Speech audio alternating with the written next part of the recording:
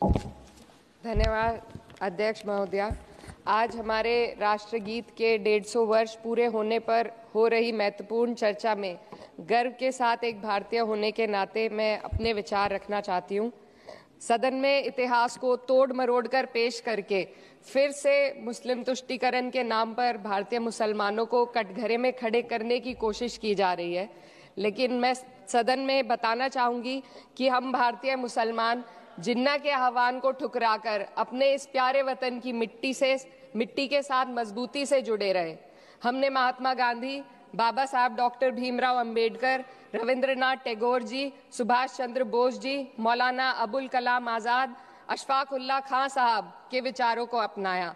हम भारतीय मुसलमान इंडियंस बाय चॉइस हैं, बाय चांस नहीं। वंदे मातरम के किन छंदों को राष्ट्रगीत के तौर पर अपनाया जाए, यह फैसला सर रविंद्रनाथ टैगोर और सुभाष चंद्र बोस जी जैसे नेताओं के परामर्श के बाद हुआ। क्या अब हम उन महान नायकों की समझ पर प्रश्न चिन्ह उठाएंगे? उन्हें देश को बांटने वाला और तुष्टीकरण करने वाला कहने का पाप करेंगे? उन महान हस्तियों ने वंदे मातरम के उन छंदों को अपनाया जिन्होंने देश के हर वर्ग, हर धर्म के मानने वालों को एक सूत्र में पिरोने का काम किया।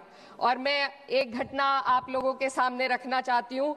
वर्ष 1998 में उत्तर प्रदेश सरकार के मंत्री रविंदर शुक्ला जी ने स्कूलों में राष्ट्रगीत को गाना अनिवार्य कर दिया था। लेकिन तब के तत्कालीन प्रधानमंत्री अटल बिहारी वाजपेयी जी ने, जो उस समय लखनऊ के दौरे पर थे, उत्तर प्रदेश सरकार के इस फैसले पर नाराजगी जताई और यूपी सरकार ने राष्ट्रगीत को अनिवार्य करने वाले मंत्री को बर्खास्त कर दिया था।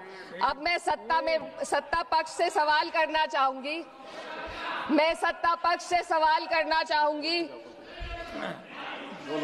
बोलने दीजिए। मैं सत्ता पक्ष से सवाल करना चाहूंगी कि जो विजन आजादी के समय के लोगों का था राष्ट्रगीत को स्वेच्छा पर छोड़ने का, उसी का अनुसरण माननीय अटल बिहारी वाजपेयी जी ने किया, तो क्या वे भी मुस्लिम तुष्टीकरण कर रहे थे? जी नहीं, अटल बिहारी वाजपेयी जी राजधर्म निभा रहे थे। देश में सब धर्मों को एक साथ लाना, सबके जज्बात का एहसास करना ही सबसे बड़ा राष्ट्रवाद है। माननीय अध्यक्ष महोदया, आज हमें वंदे मातरम के असली भाव को समझना जरूरी है। यह गीत तो देश के जल, जंगल, जमीन, हरियाली और निर्मल हवा की वंदना को समर्पित है। यह भारत की जन जन की मंगल कामना करता है कि भारत का हर नागरिक स्वस्थ रहे, सुरक्षित रहे और सम्मान के साथ जी सके। सुजलाम सुफलाम का अर्थ है, सुनिए, ऐसा देश जहां स्वच्छ और पर्याप्त जल हो, जहां नदियां जिंदा हो, बहती हो, जीवन देती हो। अध्यक्ष महोदय, लेकिन अब जरा यमुना का हाल देखिए। दिल्ली प्रदूषण नियंत्रण समिति की 2025 की रिपोर्ट बताती है कि यमुना के कई हिस्सों में बीओडी स्तर 127 mg पर लीटर है तक पहुंच चुका है, जबकि किसी जीवित नदी के लिए ये 3 mg पर लीटर से कम होना चाहिए। ये सिर्फ नदी का संकट नहीं है, ये किसान का संकट है। नमामि गंगे के नाम पर हजारों करोड़ रुपए खर्च हो गए, लेकिन सच्चाई ये है कि आज भी गंगा और यमुना के किनारे किसान मजबूरी में उसी जहरीली पानी से खेती कर रहा है। वही जहर अनाज में उतरता है और वही जहर किसान की जिंदगी को धीरे धीरे खत्म कर देता है। अध्यक्ष महोदय, जब पानी जहर हो जाएगा तो सुजलाम कैसे होगा? जब किसान बर्बाद होगा तो सुफलाम कैसे होगा? मलयज शीतलम, मलय का अर्थ है मलय पर्वत से बहने वाली ठंडी, सुगंधित, चंदन जैसी हवा जो जीवन देती है, बीमारी नहीं। आज मैं इस सदन से पूछना चाहती हूँ, क्या आज के भारत की हवा मलयज शीतलम है? नहीं अध्यक्ष जी, बस संसद से बाहर कदम रखिए, एक गहरी सांस लीजिए। ये चंदन की महक नहीं, ये जहर है जो आपके हमारे फेफड़ों में उतर रहा है। दुनिया के 20 सबसे प्रदूषित शहरों में से 13 भारत में है। दिल्ली की हवा में सांस लेना मानो रोज 20 सिगरेट पीने जैसा हो। भारत हर साल सर्दियों में जहरीली हवा के प्रकोप में घिर जाता है। AQI गंभीर स्तर पर आ जाता है। ठंडी हवा का सपना अब गैस चेंबर की हकीकत बन चुका है। हम वो देश हैं जहां सरकार प्रकृति पर बने गीत का मान मर्दन तो करती है, पर उसी प्रकृति, जंगल, हवा, पेड़ को बचाने वाले कानूनों को धीरे धीरे खुद ही खत्म कर रही है। ये है आज के हमारे मलयज शीतलम की अफसोसजनक सच्चाई। अगर हम हवा को साफ नहीं कर पाए तो न सुजलाम बचेगा, न सुफलाम बचेगा। माननीय अध्यक्ष महोदया, सस्य श्यामलम का अर्थ है ऐसा देश जहां उपजाऊ जमीन हो, जहां खेत फसल से भरे हो और किसान कर्ज और निराशा में न डूबा हो। आज किसान सिर्फ मौसम से नहीं लड़ रहा, वह प्रदूषण, नीतियों की बेरुखी और सिस्टम की नाइंसाफी से लड़ रहा है। एक तरफ कॉरपोरेट के लोन माफ होते हैं, दूसरी तरफ किसान को उसकी वाजिब एमएसपी भी नहीं मिल पाती है।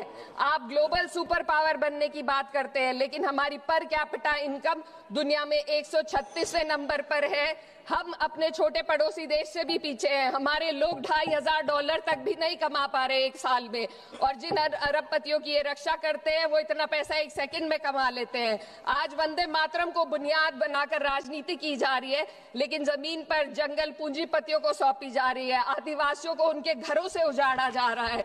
मातरम में जो मात्रा माता है वे सिर्फ मातृभूमि की वंदना नहीं, वे इस धरती की हर नारी, वे इस देश की हर बेटी, हर महिला के सम्मान की बात भी करता है। लेकिन आंकड़े अगर आप देखेंगे, एनसीआरबी की हाल की रिपोर्ट के अनुसार, मैम जो के अनुसार देश में हर वर्ष लगभग 30,000 से अधिक बलात्कार हो रहे हैं, यानी एक दिन में 80 से अधिक महिलाएं यौन हिंसा का शिकार होती हैं। और ये सिर्फ दर्ज मामले हैं। जब जम्मू कश्मीर की एक बच्ची हिंसक अत्याचार का शिकार होती है, जब सत्ता से जुड़े लोगों पर आरोप लगते हैं और कार्रवाई वर्षों लटक जाती है, जब उन्नाव की पीड़िता लखनऊ के दरबार में इंसाफ को लेकर अपनी जान देने पर आमादा होती है, जब बिल्किस बानो के अपराधियों का सरकार के लोग द्वारा स्वागत किया जाता है, तो ये घटनाएं वंदे मातरम की आत्मा पर चोट पहुंचाती है। मैं अध्यक्ष महोदया बस यही कहना चाहती हूँ अपनी बात को अंत में रखते हुए कि वंदे मातरम सिर्फ अतीत की ललकार नहीं, ये वर्तमान की जिम्मेदारी है, ये आत्म मंथन की घड़ी है। यही समय है कि हम वंदे मातरम को सिर्फ नारा नहीं, नीति और जिम्मेदारी बनाएं।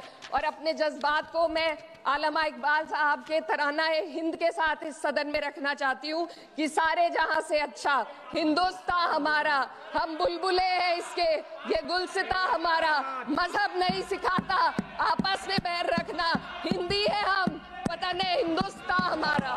श्रीमती लवली आनंद।